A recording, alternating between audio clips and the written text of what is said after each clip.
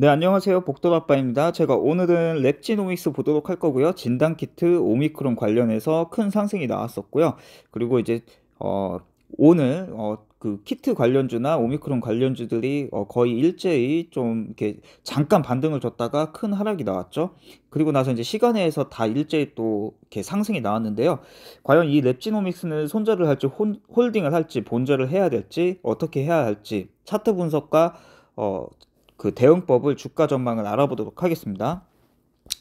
일단은 오미크론 같은 경우에는 이렇게 보시면은 최근에 또 11월 29일 날 리포트가 또 바이 유지를 하면서 57,000원을 유지를 한다라는 리포트가 나왔습니다. 그리고 요거는 이제 항상 하나투자증권에서 최근에 계속 57,000원을 유지하는 리포트가 나왔었어요. 그래서 이 항상 리포트에서 제시하는 이 목표가는 전부 맞지는 않습니다. 그래서 참고 사항으로 보시면 될 것 같고요. 자, 그 다음에 이제 일단은 랩지노믹스는 이제 주의 딱지가 붙어 있는 상황이고요. 평균값부터 보고 가도록 할게요. 아, 이분 자주 뵙네요. 광고 아닙니다, 이거는. 자, 3개월 평단부터 보도록 할게요. 지금 이 32,900원이라는 가격이 조금 높은 가격이다라고 생각을 하실 수도 있습니다. 높은 가격이라고 생각을 할 수도 있어요. 왜냐면 저가 대비 거의 이제 60% 근처까지 올라갔다가 이제 눌림이 나온 거기 때문에. 근데 이제 평단가를 보시게 되시면 어찌 보면은 이제 눌림이 왔을 때 한번 잡아봐도 되는 가격이다라고 볼 수 있습니다. 3개월 평단이고요. 그러니까 3만 원 초반대, 그리고 29,200원 부근, 그리고 이제 개인은 3개월 평단 대비 보합권이고요. 그리고 1개월 평단이 더 중요한데요. 자, 1개월 평단을 놓고 봤을 때 개인이 34,000원 지금 손실 보고 있죠. 그리고 외국인은 아직 수익 중. 그러니까 외국인은 더 던질 수 있다, 이 가격까지. 그리고 흔들기 위해서 이 31,500원 부근에서 3만원 초반대, 3만 초반대, 그리고 29,000원대까지 이렇게 밀 수도 있습니다. 근데 여기에서 여기까지 이제 주가를 밀었을 때 차익 매물이 얼마나 나오는지도 꼭 보셔야 돼요. 그래서 이 부분의 주가 방어가 중요하다라고 볼 수 있고요. 그 다음에 거래 동향 보겠습니다.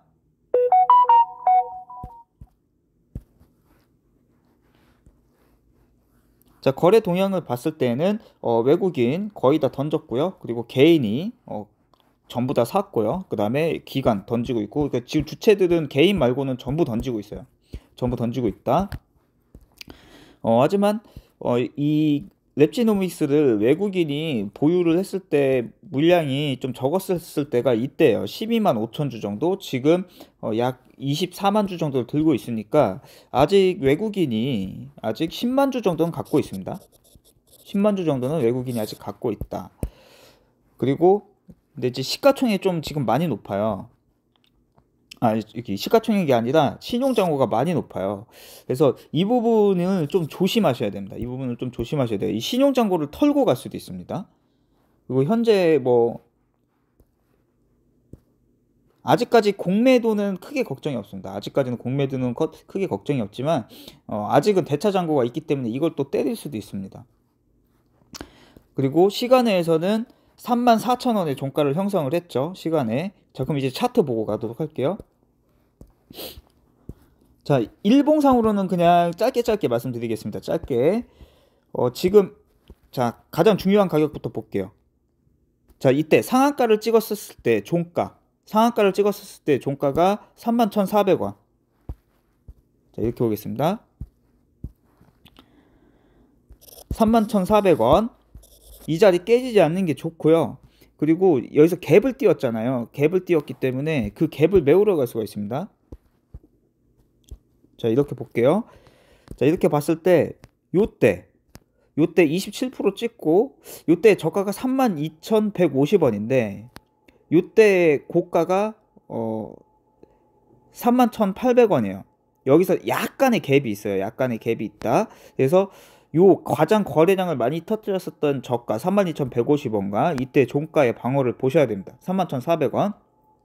그래서 두 가격의 방어가 중요하고, 그리고 이제 올라탄다라고 했을 때 요 가격부터 올라타야 되겠죠. 그 자리가 34,250원. 자, 근데 요 추세선은 제가 좀 생략을 하고 넘어가도록 하겠습니다. 영상을 조금 빨리 찍고 가격들만, 중요한 가격들만 말씀을 드리고 이야기하겠습니다.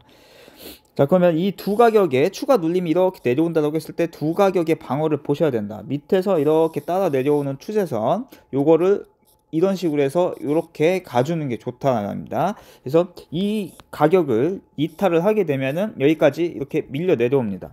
29,300원과 28,450원까지 추가 밀림이 올 수 있다. 이 두 가격을 방어를 하지 못하면. 그래서 단기적 관점으로 접근하신 분들은 가급적이면 이 두 가격이 깨지면 손절을 하시는 게 좋겠죠. 하지만 나는 좀 더 버텨보겠다, 나는 약간 더 분할 매수를 해서 버텨보겠다라고 하시는 분들은 이 가격까지는 버텨보셔도 되지만 이 가격이 깨지게 되면 여기까지 내려올 수도 있습니다. 그래서 여기서부터 여기까지 마이너스율이 좀 커요. 여기에서 여기까지 마이너스율이 크기 때문에 저 같으면은 만약에 이 가격대에서 깨졌을 때 비중이 크지만 않다면 이 29,300원까지, 아까 제가 주체들 평단 보여드렸었죠. 거기서 가장 낮은 가격이 29,200원 부분이었어요. 즉 29,000원이겠죠. 심리적 가격은 요 가격까지는 버텨봐도 된다. 여기까지 내려와도 다시 이렇게 추가 반등을 해서, 만약에 여기까지 밀려요. 여기까지 밀리면 34,250원까지는 반등할 확률이 있어요. 다시 한번 여기서 이제 방어만 해준다면요. 근데 그 전에 이 가격을 다시 탈환해야 되겠죠.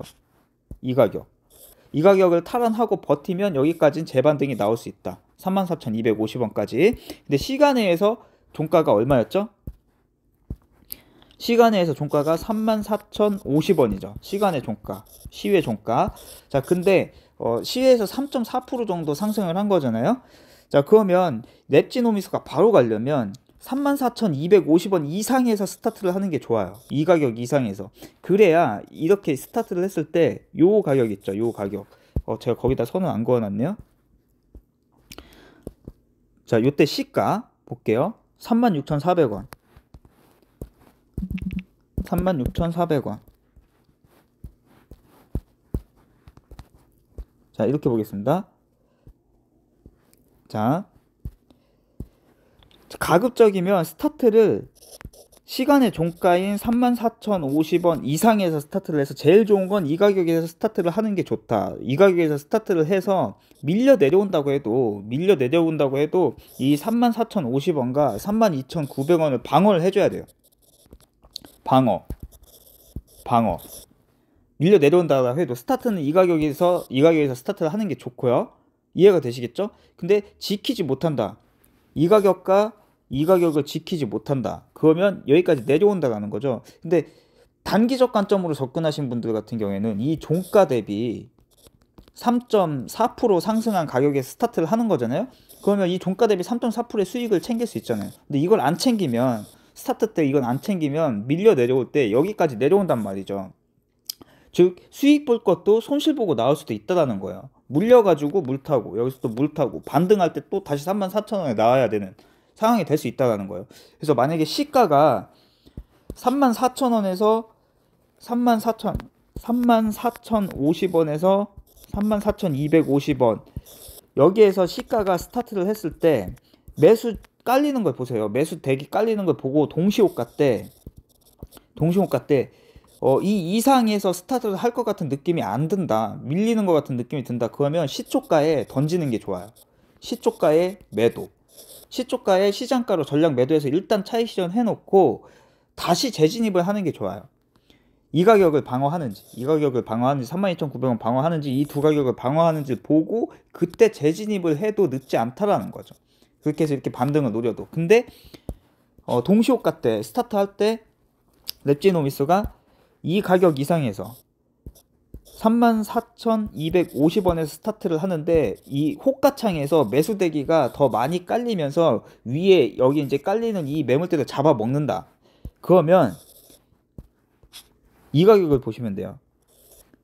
36,400원. 여기가 강한 저항이 있거든요. 36,400원.